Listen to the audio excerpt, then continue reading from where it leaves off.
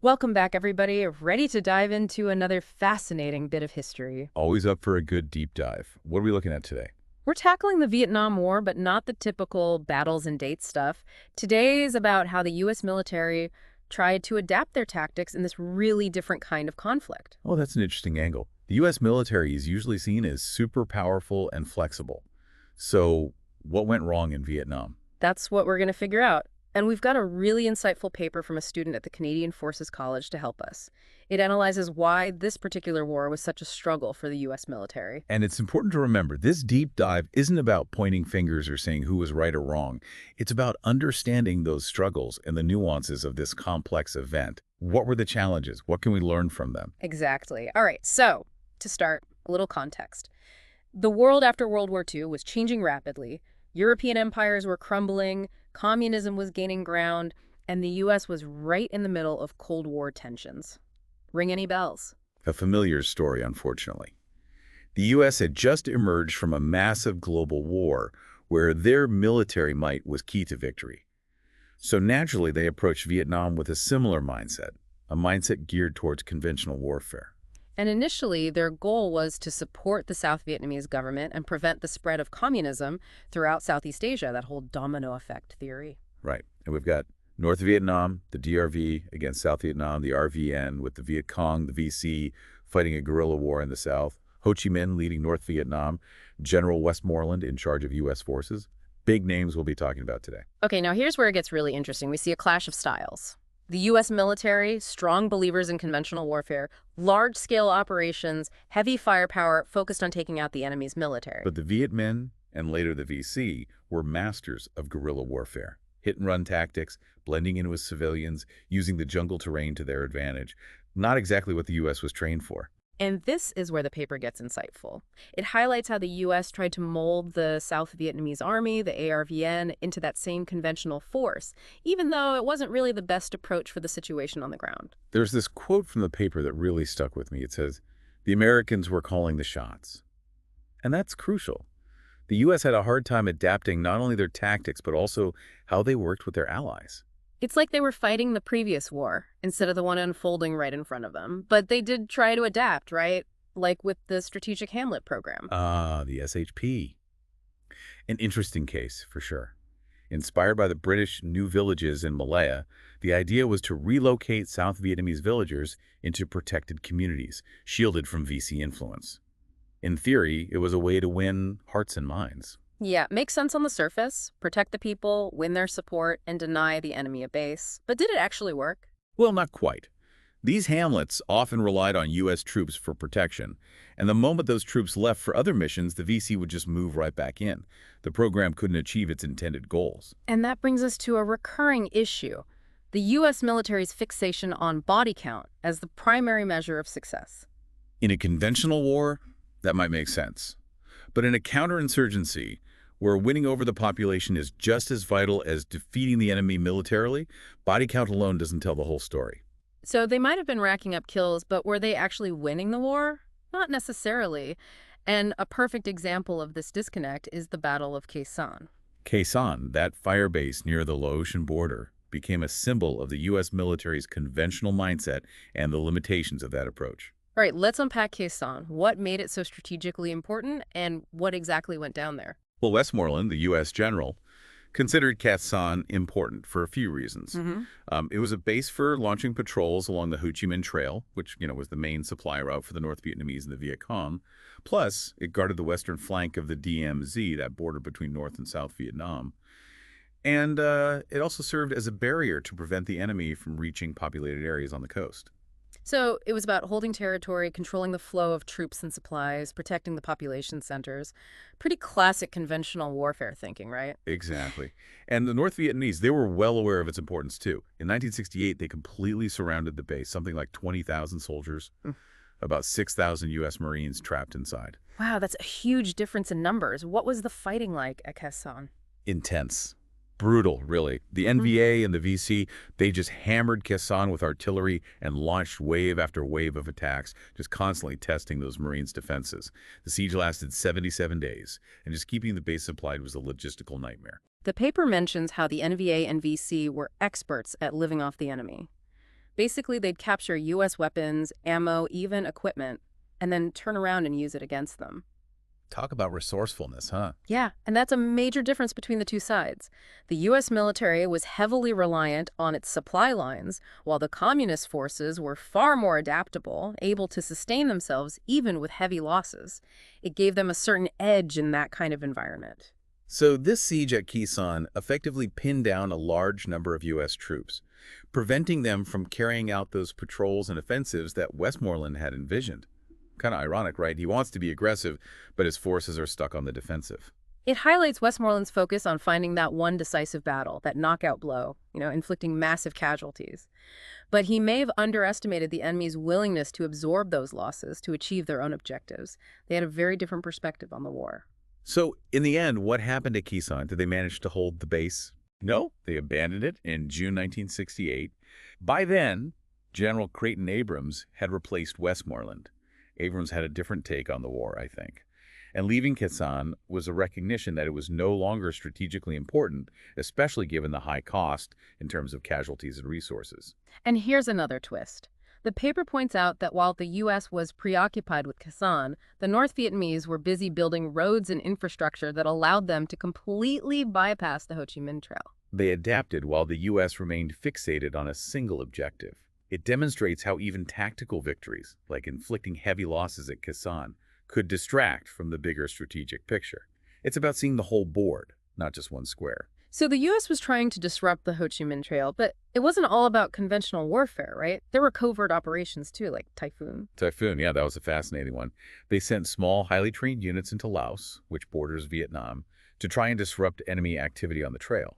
These units operated like ghosts, flexible, independent, able to blend in and disappear. Sounds like a job for the elite. Who are these guys? Often, they were South Vietnamese, specifically chosen because they could seamlessly integrate into the local population. They didn't wear uniforms or insignia. They'd even carry foreign weapons so the U.S. could deny involvement if they got captured. They were really going to extreme lengths to try and cut that supply chain. How did they even get these units into Laos in the first place? Initially, they used airdrops, but that was incredibly risky. Any injuries meant helicopter evacuations, which risked exposing the entire operation. Later, they started infiltrating teams on the ground, often starting from Kisana. That's some dangerous work. So what were these teams supposed to do once they were in Laos? What were their objectives? The main goal was to harass the enemy, gather intelligence, anything to slow down the flow of troops and supplies along the trail. These teams would operate for months at a time, living off the land, relying on airdrops for essential supplies. So they were basically special forces operating deep behind enemy lines. Did it work, though? Did Typhoon have any impact? It did have some success, but as with many things in this war, politics got in the way. Laos was officially neutral, and the U.S. couldn't risk getting caught openly operating there. They eventually shut down the program to avoid international backlash. That's got to be frustrating, shutting down a program that's actually making some progress. The paper also mentions another covert operation, Leaping Lena. What was that all about? Leaping Lena was an attempt to, in a way, build on what they had learned from Typhoon. It started in May 1964, but instead of larger units, they used very small reconnaissance patrols, just 8 men each. And they went back to relying on airdrops for insertion. So, did Leaping Lena have any better luck than Typhoon? Unfortunately, no.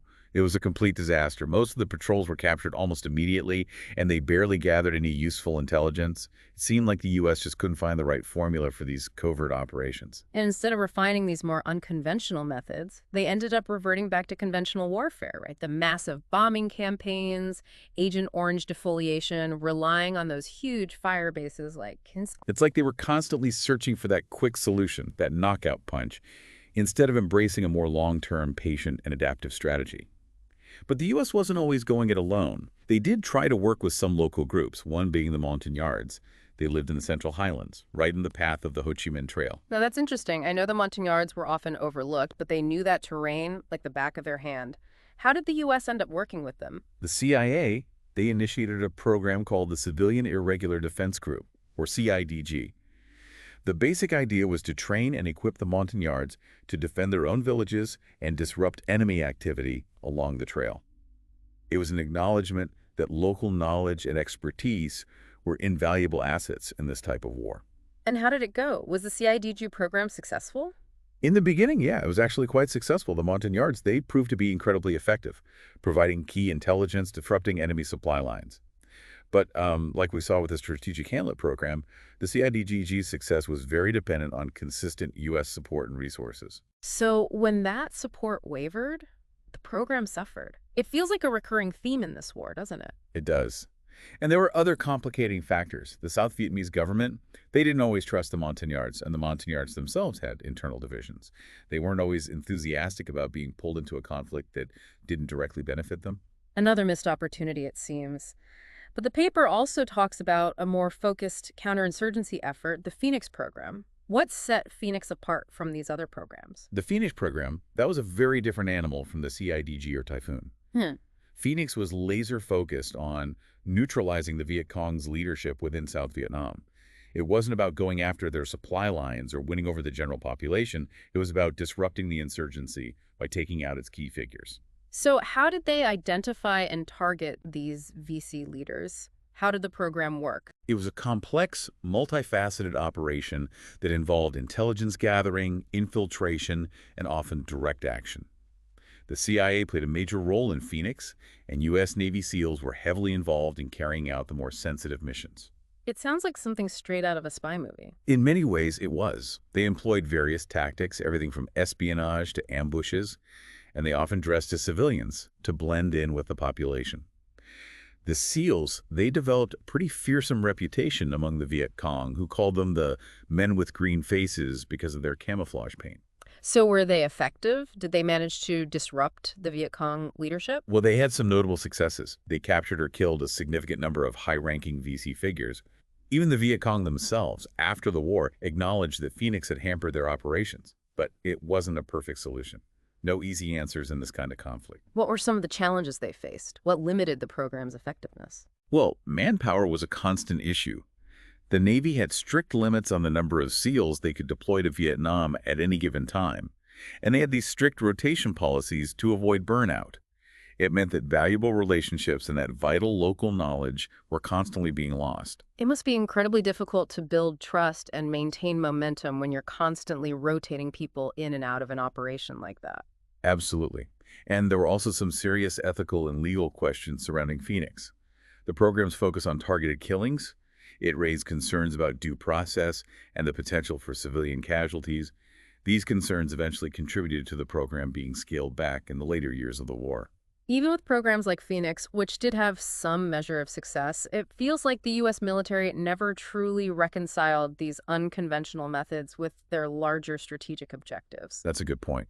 And there's one more piece of this complex puzzle that we should look at. The U.S. Marine Corps and their experience with counterinsurgency.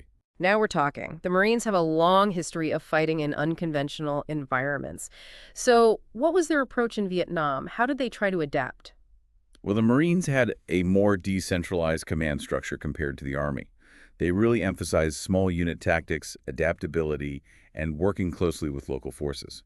They understood that winning hearts and minds was just as critical as defeating the enemy in battle, maybe even more so. So how did they put those ideas into practice? What did that look like on the ground? Well, they relied heavily on patrols, ambushes, and raids to disrupt the enemy and gather intelligence. And they also established these combined action platoons, or CKPs. Basically, they'd embed small teams of Marines in South Vietnamese villages to provide security and build relationships with the locals. It was about being present, being involved in the community. That sounds very similar to the CIDG program we talked about earlier. You're right, there are definite parallels. Both programs recognize the value of working directly with the local population and adapting their tactics to the specific challenges of that conflict. It's about understanding the human element of warfare. So if the Marines were having success with these counterinsurgency methods, why didn't the entire U.S. military adopt a similar approach? Why not learn from their successes? It's a great question. The Marines, they faced pressure to conform to the Army's larger conventional warfare strategy, and they were often pulled away from their counterinsurgency missions to support large-scale battles. It was a constant tug-of-war between these two very different approaches.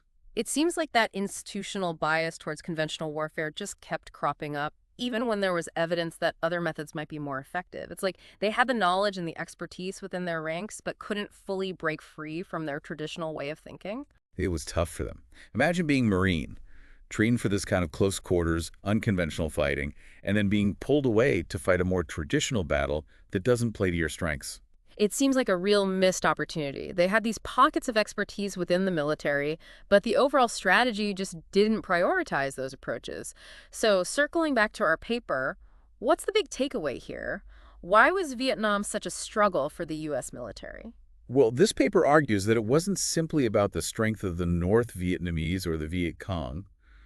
It was also about the U.S. military's own challenges in adapting to the unique nature of this conflict. They were fighting a different kind of enemy in a different kind of environment, and they struggled to adjust their tactics and their thinking. It's a classic example of what some military theorists call a paradigm shift. The old ways of doing things just didn't apply anymore, and it took a long time for the U.S. military to fully grasp that reality. And even when they did have some success with unconventional methods, those programs were often hampered by a lack of resources, political constraints, or pressure to conform to the larger conventional warfare strategy. Exactly. And that's why this deep dive is so valuable. It forces us to think critically about the assumptions we make about warfare and how those assumptions can sometimes lead us astray. It also reminds us that there's rarely a one-size-fits-all solution in these complex situations, and it highlights the importance of adaptability, of being willing to learn and change course when things aren't working. Right. And the lessons from Vietnam, they continue to resonate today. Yeah. Think about the conflicts in Iraq and Afghanistan, where the U.S. military has once again grappled with the challenges of counterinsurgency and unconventional warfare. So a final thought for our listeners.